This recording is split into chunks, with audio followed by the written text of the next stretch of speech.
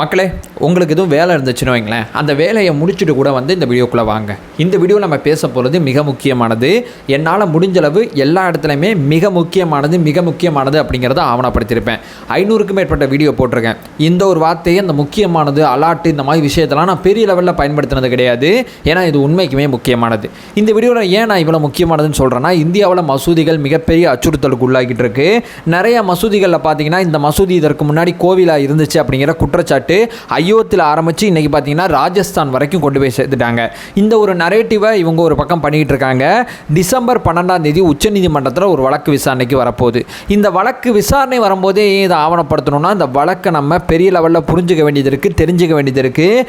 இந்தியாவோட மசூதிகள் சம்மந்தப்பட்ட விஷயத்தில் அடுத்த கட்டம் போகிற மிக முக்கியமான நிகழ்வு நடக்கிறதுக்கு வாய்ப்பு இருக்குது. ஒன் பை ஒன்றா தெளிவாக நம்ம பார்க்கலாம், டீட்டெயிலாகவும் பார்க்கலாம். உற்சாக வணக்கங்கள், வாங்க பதிவுக்குள்ளே போகலாம். இப்போ முதல் விஷயம் மக்களே, உங்கள் எல்லாருக்குமே நல்லா ஞாபகம் இருக்கும். நரசிம்மராவ் கவர்மெண்ட்டில் பார்த்தீங்கன்னா பாபர் மசூதி இடிப்பு அப்படிங்கிற ஒரு சம்பவம் நடக்குது. அதுக்கப்புறம் மிகப்பெரிய பிரச்சனைகள், மிகப்பெரிய கலவரங்கள் உருவாகுது. அதுக்கப்புறம் பார்த்தீங்கன்னா 1991 வழிபாட்டு தலங்கள் சட்டம் சொல்லி ஒரு சட்டத்தை கொண்டு வராங்க. அந்த சட்டத்தின் அடிப்படையில் பார்த்தீங்கன்னா பாபர் மசூதி, அயோத்தி சம்மந்தப்பட்ட பிரச்சனையை தவிர்த்து இந்தியாவில் இப்போ இருக்கக்கூடிய மசூதிகள் அப்படியே இருக்கணும், இப்போ இருக்கக்கூடிய கோவில்கள் அப்படியே இருக்கணும்.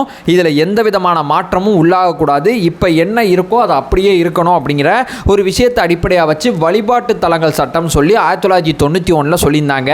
அந்த வழிபாட்டு தலங்கள் சட்டத்தில் பார்த்தீங்கன்னா அயோத்தியை மட்டும் தள்ளி வச்சிடறாங்க. மற்ற அத்தனை இடங்களுமே இது மசூதினா மசூதி, தேவாலயம்னா தேவாலயம், ஒரு இந்து கோவில்னா இந்து கோவில், எது எப்படி இருக்கோ சுதந்திரத்துக்கு பின்னாடி அதை நம்ம அப்படியே ஏற்றுக்கணும்.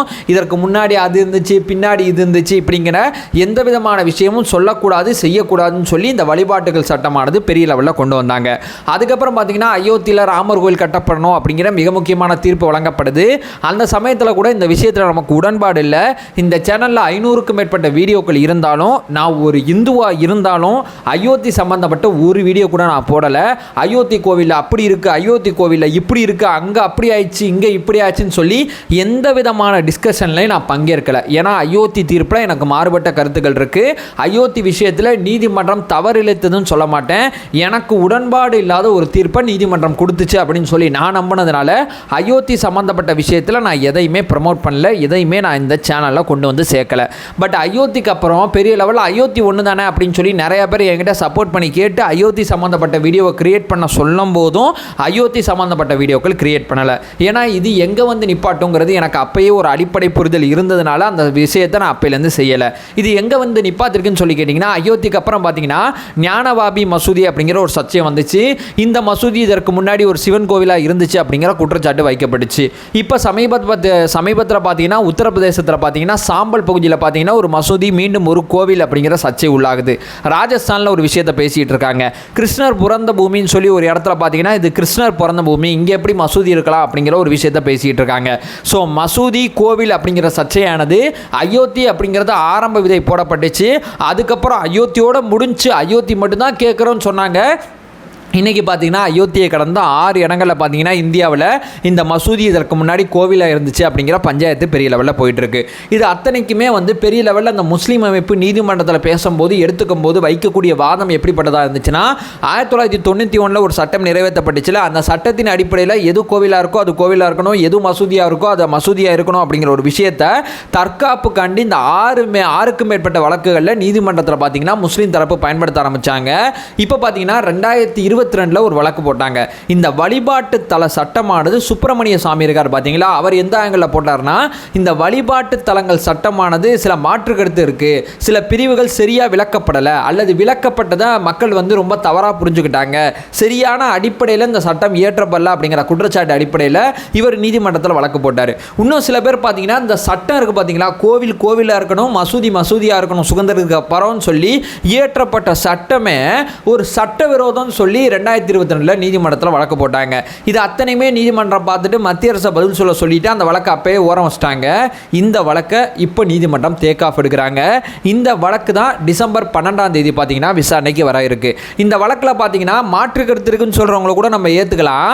இது சட்டவிரோதம்னு சொல்லி ஒரு குரூப் கிளம்பியிருக்காங்கல்ல, அஸ்வினி உபதாயான்னு நினைக்கிறேன் அவரோட பேர், அவர் தான் இந்த விஷயத்தை முன்மொழிஞ்சிருக்காரு. இவர் பார்த்தீங்கன்னா பல்வேறு விதமான பொது பிரச்சனைகளுக்கு நான் குரல் கொடுக்குறேன்னு சொல்லி பிஜேபி அஜெண்டாக்கு பின்னாடி ஒளிஞ்சிருக்கக்கூடிய ஒரு மிக முக்கியமான வழக்கறிஞர். எல்லா இடத்துலையும் ஆஜராகி எல்லா இடத்துலையும் ஏதோ ஒரு விஷயத்தை ஏதோ ஒரு விவாதத்தை உருவாக்கிடுவார். இப்போ சமீபத்தில் கூட பார்த்தீங்கன்னா இந்தியாவோட அந்த அரசியலமைப்பு முகவரியில் பார்த்தீங்கன்னா நம்ம சோசியலிசம் அப்படிங்கிற ஒரு வார்த்தையை மதச்சார்பின்மை அப்படிங்கிற ஒரு வார்த்தையை பயன்படுத்தியிருப்போம். இந்த வார்த்தையானது இடையில சேர்க்கப்பட்டது தான். அந்த சோசியலிசம் அப்படிங்கிற வார்த்தை செக்குலரிசம் சோசியலிசம் அப்படிங்கிற வார்த்தையானது எமர்ஜென்சி காலத்தில் சேர்க்கப்பட்டது தான். இது எமர்ஜென்சி காலத்தில் இப்படிப்பட்ட சட்ட திருத்தங்கள்லாம் செய்யக்கூடாது, இந்தியாவில் மதச்சார்பின்மை அப்படிங்கிற அந்த வாசகத்தை எடுக்கணும்னு சொல்லி கூட நீதிமன்றத்தில் வழக்கு போட்டாங்க. அந்த வழக்கு பார்த்தீங்கன்னா நீதிமன்றத்தில் தோல்வியில் முடிஞ்சு அவங்க அஜெண்டாவை நீதிமன்றம் ஏற்றுக்கல. அந்த வழக்கு தோல்வியில் முடிஞ்சிருச்சு. இன்னைக்கு பார்த்தீங்கன்னா அந்த பிரச்சனையை அப்படியே ஓரம் வச்சுட்டு சரி எடுத்தோம் கவுத்தனும் ஒரு விஷயம் ஆகிப்போச்சு.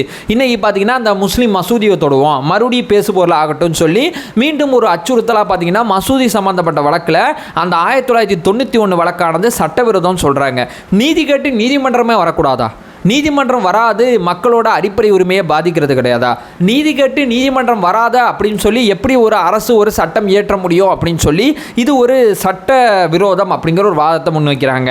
இது பார்த்தீங்கன்னா இந்த கோவில் மசூதி அத்தனையுமே பார்த்தீங்கன்னா இதற்கு முன்னாடி சில கிளர்ச்சியாளர்கள் ஆக்கிரமிப்பாளர்கள் மூலமாக சட்டவிரோதமாக பார்த்தீங்கன்னா ஒரு மக்களோட நம்பிக்கை சிதைக்கப்பட்டுச்சு.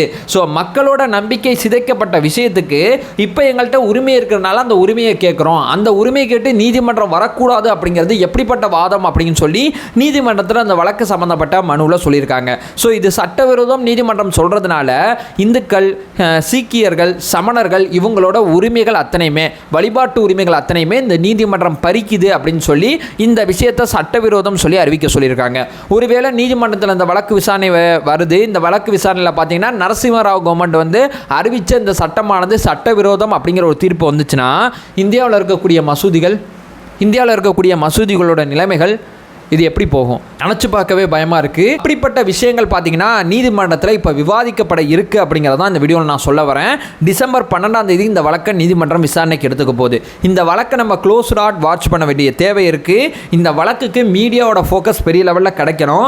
மீடியாவோட ஃபோக்கஸ் இந்த வழக்கில் பெரிய லெவலில் கிடைச்சாதான் இந்த வழக்கோட தீர்ப்புகளில் பார்த்தீங்கன்னா மிக முக்கியமான பல விஷயங்களை நம்ம எதிர்பார்க்குற மதச்சார்பின்மை அப்படிங்கிற அடிப்படையில் பல்வேறு விதமான தீர்ப்புகள் நீதிமன்றத்தில் வர்றதுக்கு ஏராளமான வாய்ப்புகள் இருக்குது. பல வழக்குகளில் நடந்த விஷயத்தை மேற்கோள் காட்டி என்னுடைய பர்சனல் ஒப்பீனியனாக அந்த ஒப்பீனியன் நான் சொல்கிறேன். ஏன்னா இப்படிப்பட்ட டிஸ்கஷன் நடந்து நீதிமன்றத்தில் நடந்துக்கிட்டு இருக்குது அப்படிங்கிறது பொதுவெளியில் தெரிய வேண்டிய தேவையும் அவசியம் இருக்குது அப்படிங்கிறது தான் இந்த வீடியோவில் நான் சொல்ல வரேன். ஸோ ஆல்ரெடி பார்த்தீங்கன்னா மசூதி சம்மந்தப்பட்ட விஷயத்தில் அயோத்திக்கு ஒரு விஷயத்தில் ஏற்றுக்கப்பா அப்படிங்கிற மாதிரி சொன்னாங்க. இன்றைக்கி 5 அயோத்தியோடு சேர்த்து 6 இடம் ஆகிப்போச்சு. இந்த 6 இடம் அப்படிங்கிறது 60 இடமாக மாறுறதுக்கான வேலையில் தான் இந்த இடையில இருக்கக்கூடிய சட்டத்தை சட்டவிரோதம் சொல்லணும் அப்படின்னு சொல்லி ஆர்எஸ்எஸ் பிஜேபி அஜெண்டாவில் இயங்கக்கூடியவங்களோட மிக முக்கியமான ஒரு கோரிக்கையாக இருக்குது. அதை நோக்கி அவங்க நீதிமன்றத்தில் காய் நகர்த்திக்கிட்டு இருக்காங்க அப்படிங்கிற அந்த அலர்ட் செய்தியை தான் இந்த வீடியோவில் நான் கொண்டு வந்து சேர்க்குறேன். ஸோ நம்ம சேனலை ஃபர்தராக ஃபாலோ பண்ணிங்கன்னா பொலிட்டிக்கல் ரீதியாக பல்வேறு விஷயங்களை பற்றி பேசிக்கிட்டு இருக்கோம். நம்மளோட ஒரே நோக்கம் அறியாமை அகற்ற வேண்டும், அறியாமை அகற்றப்பட வேண்டும். Thank you so much.